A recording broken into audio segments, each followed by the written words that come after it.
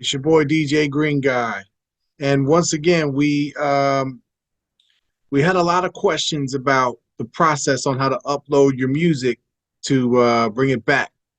So because of all these questions, I decided to make another video real quick to try to help you bring your music back. So first thing I want to do is I'm going to share my screen. So you can see my screen right now. I'm already logged into the Distro Direct SYA Records dashboard. This is the dashboard right here. And I'm going to put a song back. Last time I went through the motions, but didn't go through all the motions. And, because I put the video together real quick to try to help y'all really, really quickly put your music back, we ended up with a lot of questions. So to avoid me walking like lots of people through the same process, I'm going to go ahead and real quick share my screen and go through the motions. So first thing, I'm getting all these error messages. This is my email, right? First thing I'm gonna do, I'm gonna go to like one of the emails that I sent where the release was approved. So right here, when we used to have the old distribution deal with Symphonic before they deleted the whole catalog, we would get these emails that said your release was approved. And in this email, there is a UPC number right here, okay? And there's also an ISRC code right here. So I'm gonna tell you, I put all my music back without the UPC number, okay? You don't need the UPC number to get your stream amount back, all right? It should work just by following this process that I'm about to show you. So if you have the email, it is nice to use the UPC number. I don't know if the UPC number will work or not. I've seen people try to use the UPC and they get error messages about the UPC. So don't stress about the UPC. That's not what you need. You need the ISRC code, okay? But if you still have the email, try it. Try the UPC and the ISRC code. The ISRC code is one of 3 components that you need to bring your stream amounts back. You need that. You need to spell the artist name, and you need to spell the song name the exact same. If you change anything about the artist name, the song name, and the ISRC code name, it's going to come back as 0 streams. Okay? All right, so now we're going to hit create release. Now, notice I'm on a computer. Right now I'm on a laptop. If you try to use your phone, it's not going to work. Okay? In the description of this video, I'm going to put a link that explains how to convert your MP3 files to a WAV file. If you just have your song as MP3, follow the directions on how to change it from MP3 to WAV in that link, because there's a different training video on how to do that. If you already have your song, your ISRC code, and your artwork cover, you're ready to go. Now, I've been putting new release for mine.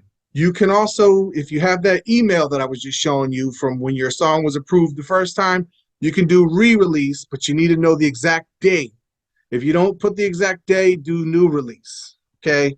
I'm going to re-release a track right now, Players Club, okay? Now, before I continue on, you might not have that, you might not have the original email that shows your ISRC code. So if you need to find your ISRC code, you want to make sure that you have it saved somewhere where you can find it. So I'm going to pull up Spotify, and show you, if you had it saved as one of your liked tracks, how to get your ISRC code. There's probably some other ways you can find it if your artist name is real unique. My artist name and my song name in this example is not a good one because there's a lot of players clubs. So if you try to do what I'm doing here and you don't have it saved, you won't be able to find the ISRC code to Players Club. But as you can see, this was one of the songs that I had liked. You have to have this heart button. You also can't go through the website of Spotify. You have to have the installed version of Spotify on your desktop. So number 1, you can't use a cell phone to do this. Number 2, you can't use the website on a browser to do this. You got to install Spotify on your desktop. So just giving you a real quick like here's Spotify.com. And then, you know, whenever you go to Spotify.com on your browser, you'll have the option to open it in desktop. So, for example, if I pull up any song here and try to play it, like here, I'll go to my liked songs real quick, just as an example. I'll pull up any liked song. Here, my first liked song, if I right click this, I can do open in desktop. And if you already have Spotify installed on your computer, it'll open that song in the desktop. Well, here in my liked songs, my 1060th liked song was Players Club. So I can right click it. Now, even though it's off Spotify, since it's in my liked song, it's in here, it's just grayed out. So I wouldn't be able to add a stream. If there was 5,000 streams, I couldn't get 5,001 if I played this right now. So anyway, I'm going to come over here to share, and I'm going to do copy link.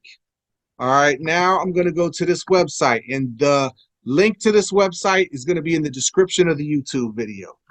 Now I'm going to paste it here and hit find ISRC code. Now it's going to give me my code. Here's my code right here. That's what I need.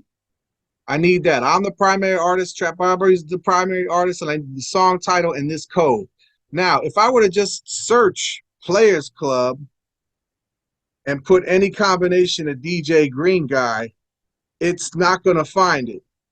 If I put Trap Barbie, I tried it. I tried all these different ways. It couldn't find it. But when you put the link in here, it finds it. Now, if your song title and track artist name and track title isn't as like generic as mine, or an idea that a lot of great minds think alike have, like Players Club, if yours is real unique, you might be able to find it. But if you don't have a real unique one, you're going to have to do what I just showed you and paste the link to it right here, and it'll give you this code. So now I have my code.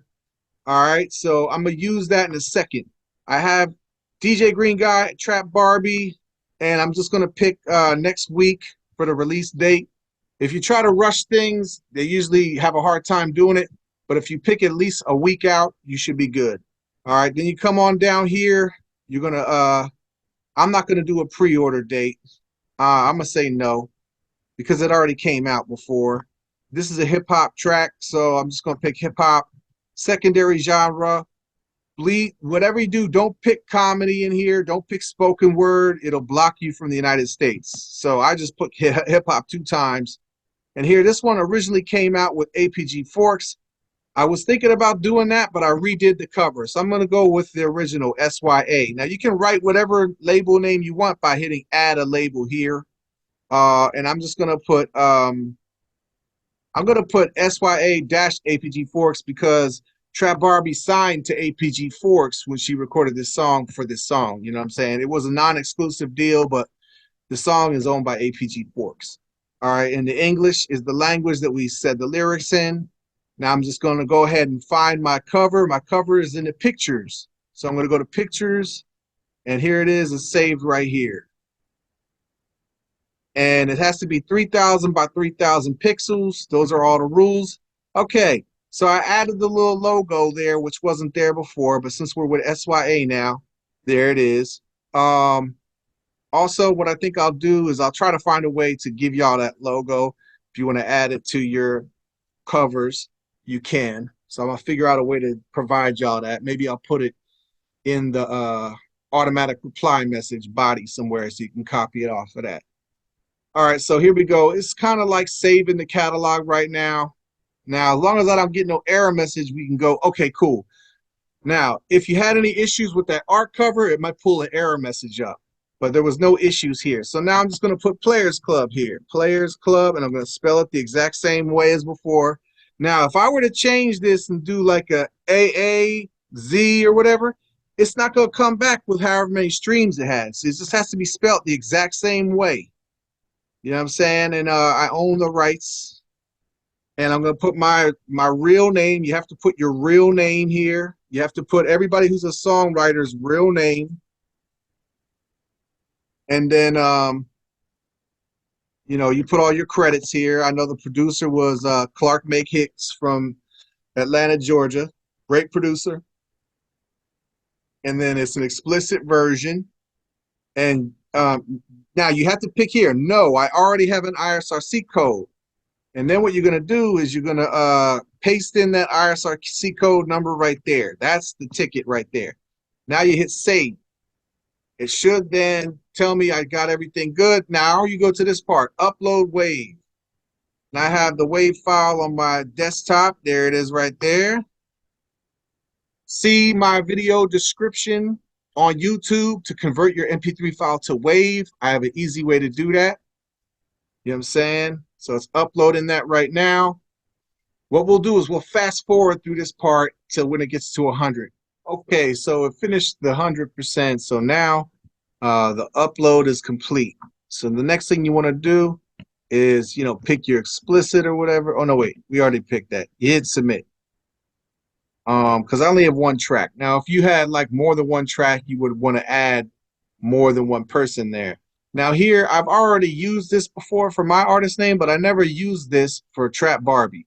So you want to assign the Spotify, or they're going to give you a new one. So if you already have your artist on Spotify, you want to, here we go. So you go here to the page for the artist and click copy the clipboard for that. Now you're going to come over here to click to assign.